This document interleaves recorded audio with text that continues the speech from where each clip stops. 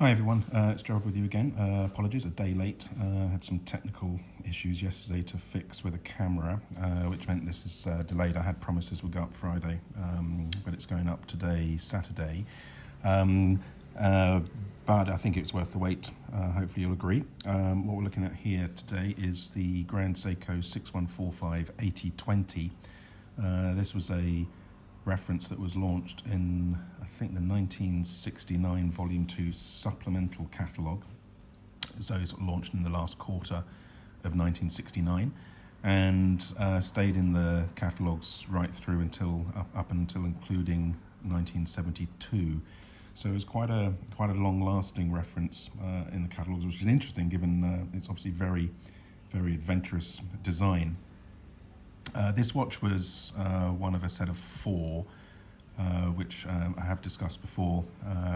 Originally the dial on this watch, though clearly it's very grey now, originally this dial was blue, but like pretty much all of the vintage Grand Seikos with blue dials, the saturation, the colour of the blue just fades over time to a sort of a dark grey or a black, depending on the reference number. Alongside this watch, this is the 6145, which is the date function, was also the 6146, again with the same colour dial, and also both 6145 and 6146 were also available with white dials. These watches, I think partially because of the case shape, are very prone to knocks, and it's very rare to come across an example as good as this. We had an absolutely mint example of the 6145 8020 with the white dial, although the dial had sort of got a patination over time. We had that watch actually as part of my original collection, and that sold just over a year ago. And this is only the second example of one of these references we've never been able to see, which we believe is still in its original state. Interestingly, when we come to look at the finishing on the watch, the finishing on this doesn't seem to be quite as sharp as it was on the white dial version. So we'll have a look at the photograph of the white dial version now, and what you'll see is the definition in terms of the edge of the brushed surfaces of the case, where it meets the polished surfaces on the sides. It's a little bit softer on here, but we do genuinely believe that this is just simply down to production variances rather than the fact that this watch has had anything done to it. Particularly around this watch, everything is correct for a mint close to new old stock piece, in that the relative quality, whether we're looking at the case or the crystal, the dial, the handset, the case back, the medallion, and obviously also including the bracelet, it's all absolutely top notch. I had a request on the previous video to maybe change the lighting or present the watch sort of slightly better. I do agree those blue dial watches, I think the exposure wasn't quite right in terms of how the iPhone that I'm shooting these basic videos with had decided to do the exposure. It's slightly overexposed, which washed things out a bit. So I've adjusted that slightly here.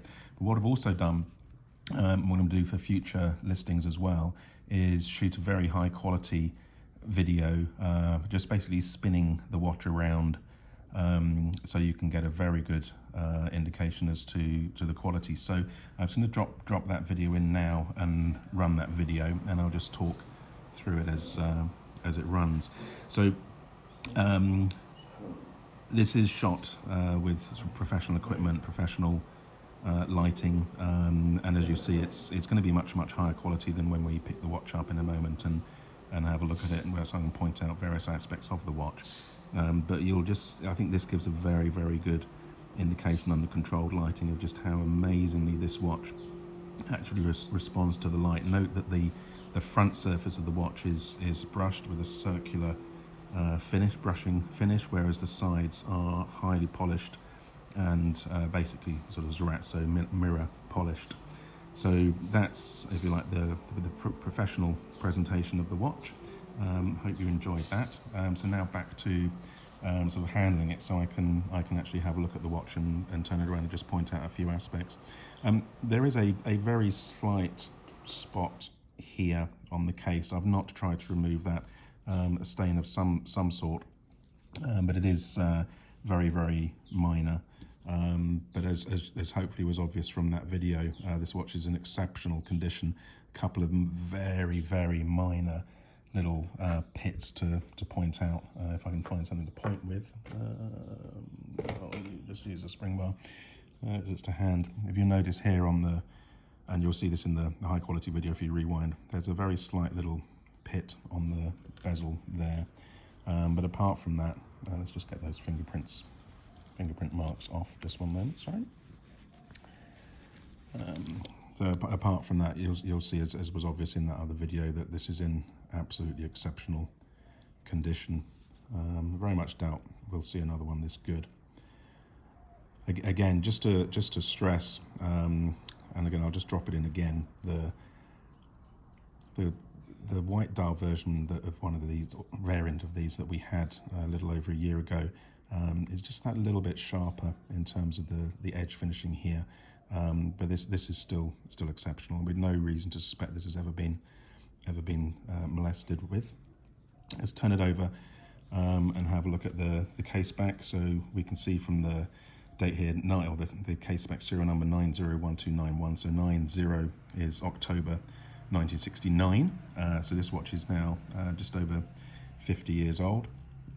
As we said, the bracelet is very, very key with this watch. I think really the bracelet really does finish the watch off beautifully. You do see these occasionally without the bracelets. Personally, I would never consider this reference without the bracelet, even if the watch was in absolutely mint condition. The bracelets on their own are very, very hard to get hold of. I've seen them a couple of times, and they can go for as much as $1,000 just for a mint bracelet.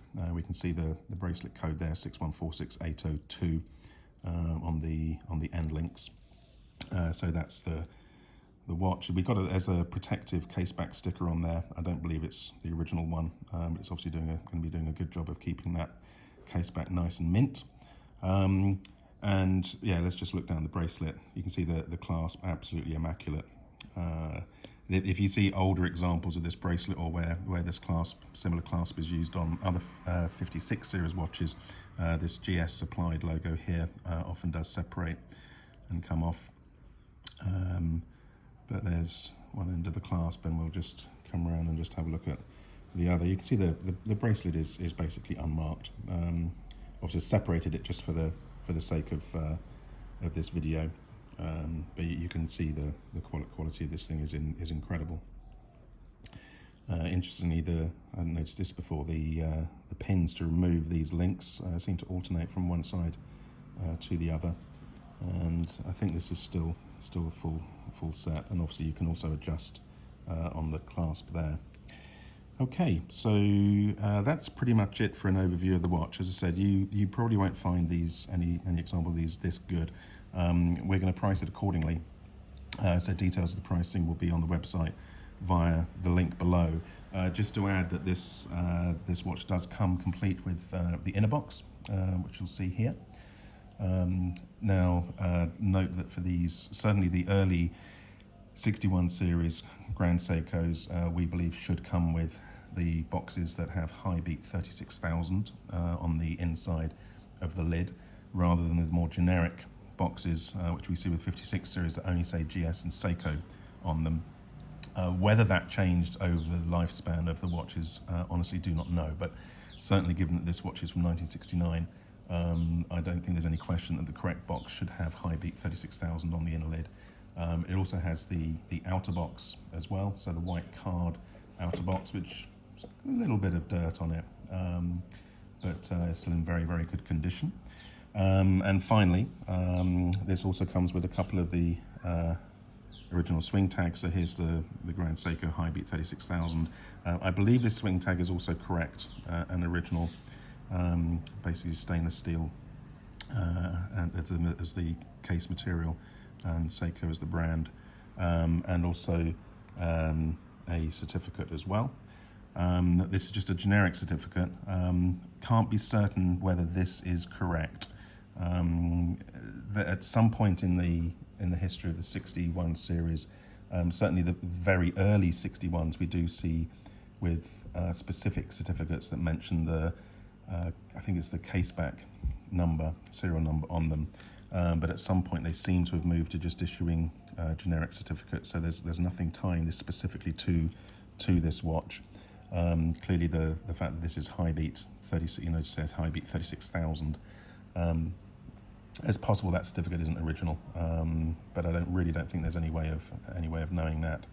Okay, so there we go. If you have any questions about the watch, please don't hesitate to drop us a line via the inquiry form on the website.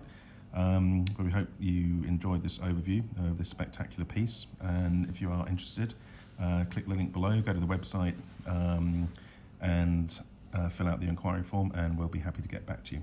Okay, thank you very much for watching.